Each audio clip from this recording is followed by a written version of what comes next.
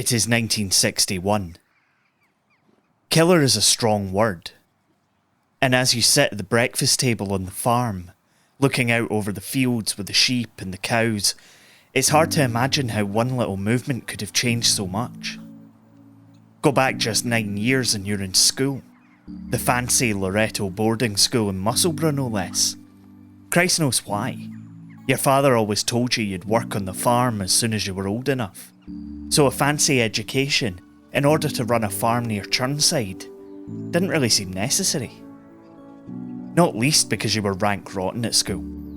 Lessons were boring, the teachers were at best strict and at worst predatory, and all you ever enjoyed was playing cricket out on the lawns. Ironically, being on the farm was your happy place. You were the son of a Borders farmer, and you would become a Borders farmer. You were never happier than when you were among the 1,250 acres, jumping on a tractor to help out at a harvest, or cutting about in your father's Alvis Speed 20, where they could barely see you over the steering wheel. When you were pulled out of school at 16, after both your uncle and grandfather passed away, you were secretly delighted. Not to have lost your family, obviously, but to get away from that school and back home? Hell yeah. And now here you are, nearly 10 years later at the same kitchen table where they told you weren't going back to school. You replay it all again in your head. The cry of the engines, the squeal of the tyres, the bang of tyre on bodywork, the crunching, the impact, the screaming. Did you really kill all of those people? This is Scotland, a podcast about history and where we made it. I'm Michael Park. It is 1956. Ever since you met Ian at a young farmers' meeting in Ednam, you'd had this feeling. Not only that you made a friend for life, but that this guy was going to change your life somehow. Ian Scott Watson was a boy racer. Not in the sense that he rode around in a lowered Vauxhall Corsa with a cheap plastic body kit, but in the sense that he raced cars with the Berwickshire District Motor Club. You follow him everywhere, like a disciple to saloon racing.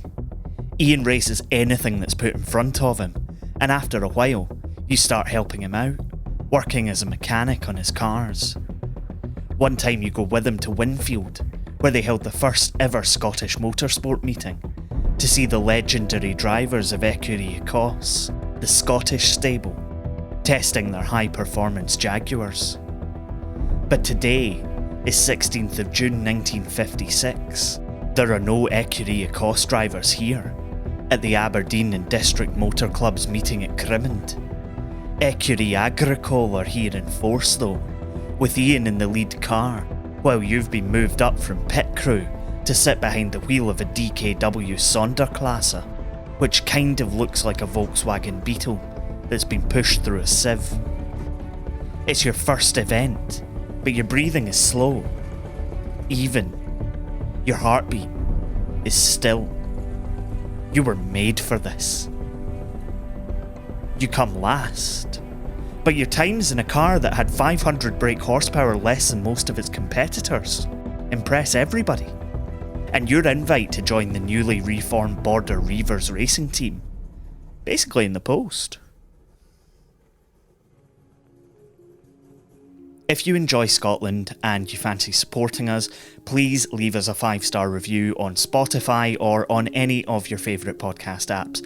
It really helps, and if you can leave a review, please do that. And why not follow us on social media? We're on Twitter, Facebook, Instagram, TikTok, and basically anywhere that you find your favourite podcasts. Thanks very much. Let's get back to the show. Nobody can touch the Reivers, named after the famed band of raiders who rustled their way around the borderlands of Scotland and England for 3 centuries. In your first race abroad, at the famous Spa-Francorchamps circuit in Belgium, you mangled the competition in a Lotus Elite, beaten only by a man called Colin Chapman, the owner and founder of Lotus itself. That performance sticks in the mind. Things are really starting to move quickly for you. The Reavers enter the Le Mans 24-hour race in 1959, and you blow people's minds as you're part of a team that came second in class and 10th overall in another Lotus Elite. The owner of the company, Colin Chapman, had already taken you into the formulas of single-seater racing as a stand-in for John Surtees, who had disappeared to do some serious TT racing on the Isle of Man. But something grander lay in store for Jim Clark, the shy farmer from Berwickshire. It all seems like a dream. Suddenly, you're on the Formula One grid for the 1960 Dutch Grand Prix in Zandvoort, in amongst names like Hill, Von Trips, Brabham, the other Hill. You retire 42 laps into the 75-lap race after a transmission failure, but given that only 8 of the 21 starters made it to the end, you'll take it. 2 fifth places in Belgium and France follow, before a last place finish around the 5-kilometre circuit of Silverstone, thanks to a broken suspension, which meant you could only run at a reduced speed anyway. You finished 7 laps behind the winner Jack Brabham, but my word, do you finish. You see, the cars that you and the rest of the field are driving bear very little relation to the Formula One cars that we might recognise today. The Lotus 18 that you're competing in is a huge step up from the previous model, but it's still closer to a go-kart that produces 239 brake horsepower with a load of lightweight metal panels strapped to a metal tube frame. It's like driving a cigar tube at 180 miles an hour, with no power steering. Drivers die at a rate of 3 or 4 per season. It's accepted. The helmet you wear is made of cork. You're sitting centimetres away from the car's fuel tank, and your suit isn't fireproof. But that's not a problem. Since there aren't any seatbelts, most drivers prefer to be thrown out of the car in a crash so that they're not nearby when the inferno starts. All of this, it's a far cry from the farm. It's even a far cry from those days driving bulky touring cars. But you're Jim Clark. You're a natural. Next time out in Portugal, you qualify 8th, but finish on the podium, taking 3rd place, 5 seconds ahead of German nobleman and Ferrari driver Wolfgang von Trips.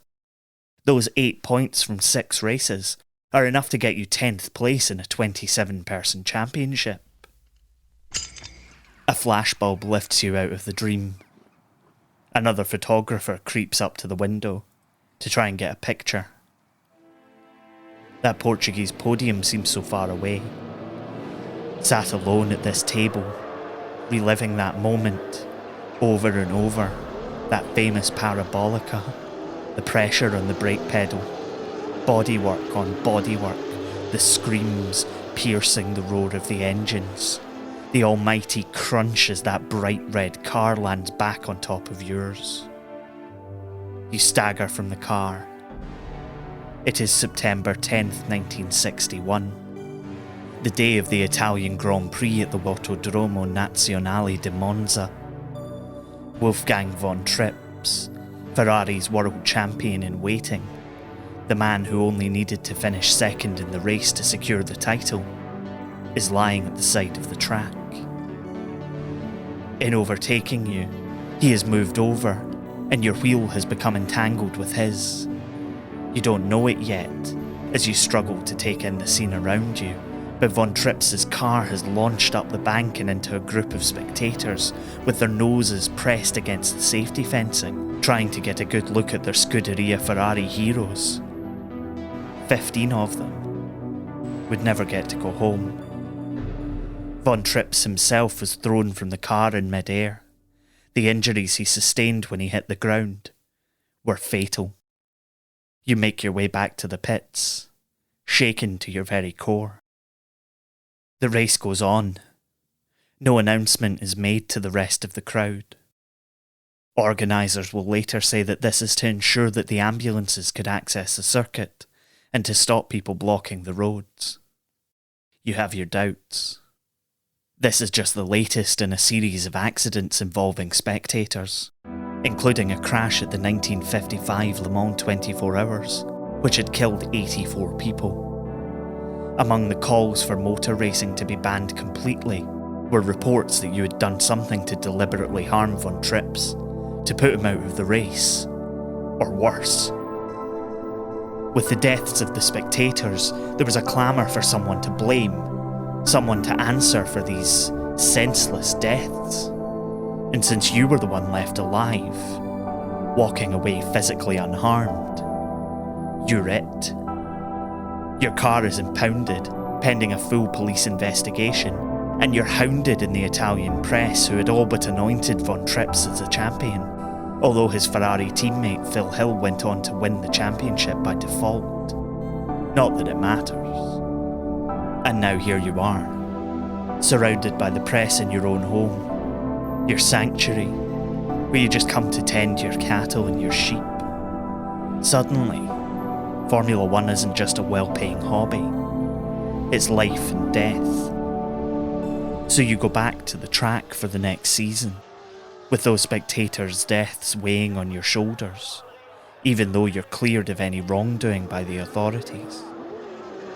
You finish second in the championship in 1962, take your first crown in 63, your second in 1965, and even find time to win the British Touring Car Championship, Formula 2, the Tasman Series, and even the Indianapolis 500, one of the most famous motor races in the world.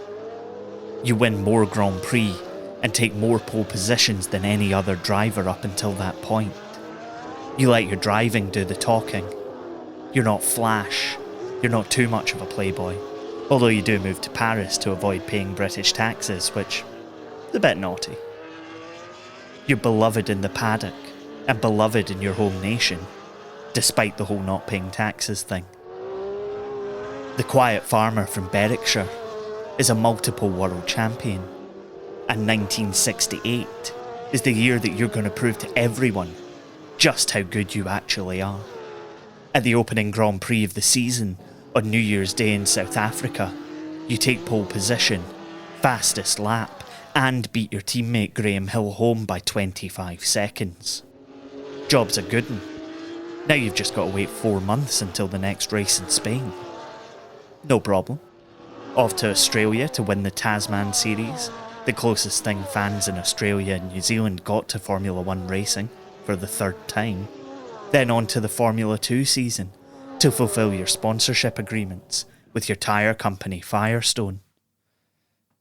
But in that first heat at the Hockenheim Ring, on 7th of April 1968, your story is going to end. The track meanders away into the forest in front of you, but you're taking it on faith that you'll find the track, since the amount of spray being thrown up in the wet conditions makes seeing where you are, let alone where you're going, very difficult indeed. Just a month after your 32nd birthday, running in 8th place, you drive off from the first corner into the forest, hunting down the cars in front of you. You never come out on the other side. A solitary marshal is there to see your last moments, as competitors squint desperately through the spray.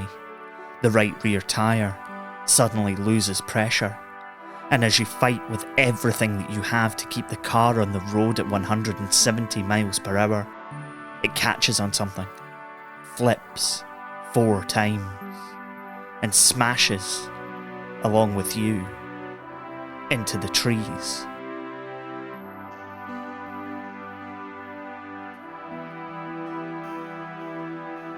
There's a memorial to you at Hockenheim.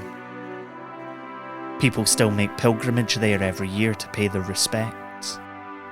The man they call the greatest driver ever to have lived. Forced on by the anguish of that day in 1961, determined to push every boundary, to race through the pain, every race taking you further and further away from the farm, further from the grounding that made you Jim Clark, further away from your peace. The gravestone in Churnside lists Jim Clark as a farmer first, and a racing driver second. Just the way he wanted it. You've been listening to Scotland. It was written and produced by me, Michael Park, and is a production of Be Quiet Media. The music for every episode of Scotland is by our very own world champ Mitch Bain. You can check out more of his work at mitchbain.bequiet.media. You can find out more about the show and read transcripts on our website, scotlandpodcast.net, and we're on Twitter, Facebook, TikTok and Instagram too. Find us by searching Scotland, a Scottish history podcast. Thanks for listening. Look after one another. We'll see you next time.